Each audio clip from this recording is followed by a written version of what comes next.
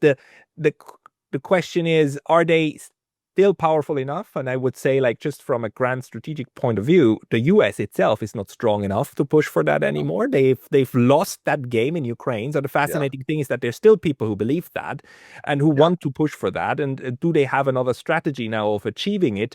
Because all they've done so far is to create the opposite. They've created more union between the Russians, the Chinese, the BRICS, than there was before 2022, which is the polar opposite of, like, breaking the Eurasian Yeah. continent into little Yeah. pieces. Yeah. But if you look at the example from the Second World War, you need blocks. You need two blocks to engage in a major war. So in conspirational wise, this could be something that someone is aiming at, that we have these major blocks. But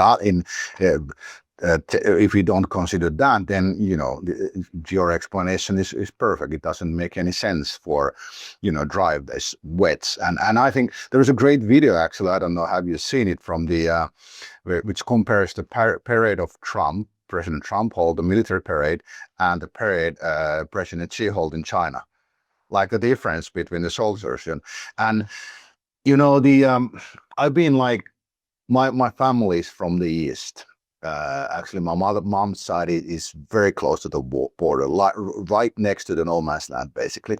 And I've lived there all my life and heard the stories about Russian military.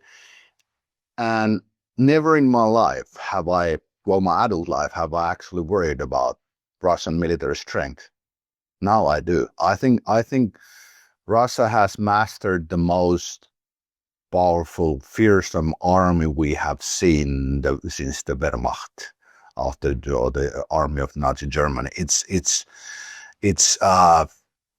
really worryingly effective, and people are misreading its slow progress in Ukraine, I think, as some kind of failure. But this is a strategical way of progressing.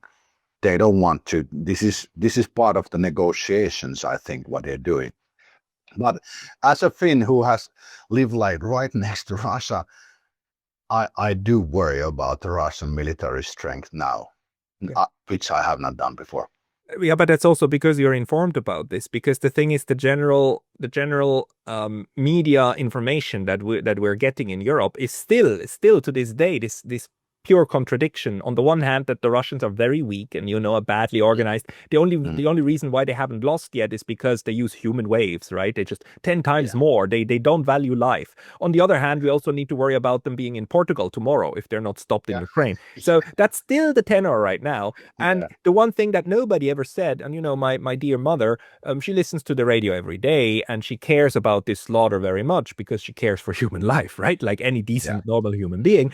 And when she said, like, yeah, but the Russians are advancing very slowly, I said, like, yeah, because the Russians are fighting a war of attrition. They don't yeah, want to do, at least until recently, they didn't want to win a lot of territory. They just wanted to grind down anything NATO could throw at them, and they did so very successfully. And her answer was like, oh, but somebody would need to explain that to me and others. Then, I mean, it makes total sense. So it's still not yeah. being explained in those terms. No, It's only like us in the alternative sphere that actually read the Russian sources and try to understand what they are exactly doing. And maybe let's just bring this also back to now uh, uh, uh, this this way in which China and Russia are now cooperating. We've now seen them in Tianjin, right, and in Beijing.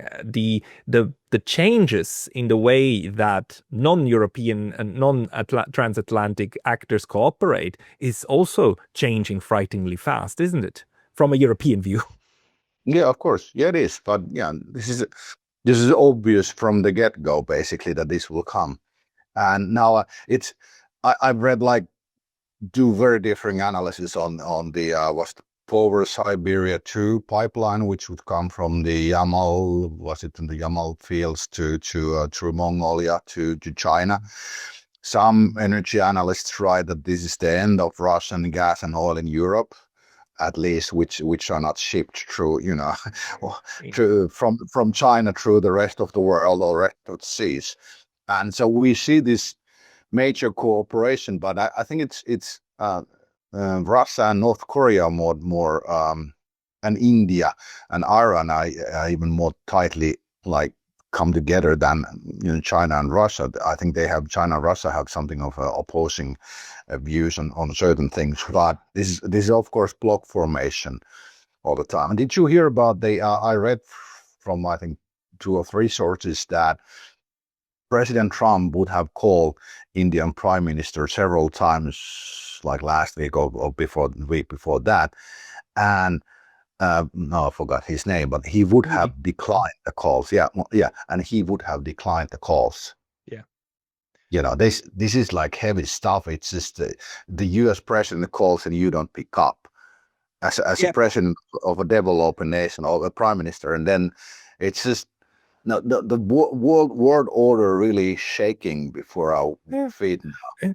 And he basically, Trump just blew up the entire last 10, 15 years of foreign policy with India because they were, of course, trying to instrumentalize India to be used against China in the Pacific. That's why the entire, why we renamed the entire region to Indo-Pacific. That's a US term in order to wrestle it away from from like the East and South China Sea and so on and so forth. So, and this is all was blown up through these stupid tariffs. And it's just quite fascinating. And this whole strategy in the Pacific that was built up for Pacific and for China was sacrificed on the altar of Ukraine in order to somehow put pressure on Russia, which the Indians just didn't take anymore. It also speaks volumes to the new self-understanding of India and the global South. Yeah, it does. It changes a lot because India understand, and with Russia and China. And there are actual partners.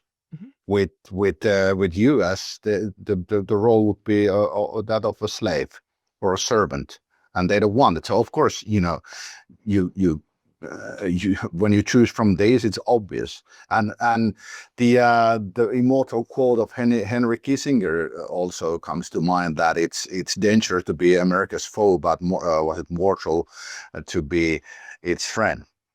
So that's also coming into play. And the saddest thing here is now that Trump is losing this because he is unwilling or unable for some reason to do the 2 things that need to happen in Ukraine to get peace. One, you get rid of Zelensky, and you choose a pro-Russia candidate.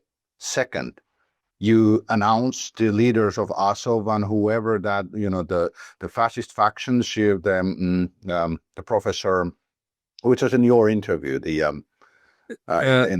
you mean Nikolai Petro? Yeah. Like what he said, that the fascist factions hold power. So you CIA notifies them if they start shit in Ukraine after the power transition, all the leaders will be killed. So behave. And now you're gonna lose the land. So change Zelensky, get the fascist factions in check by threatening them with basically decapitating strikes. And I think you would have peace in Ukraine about months' time.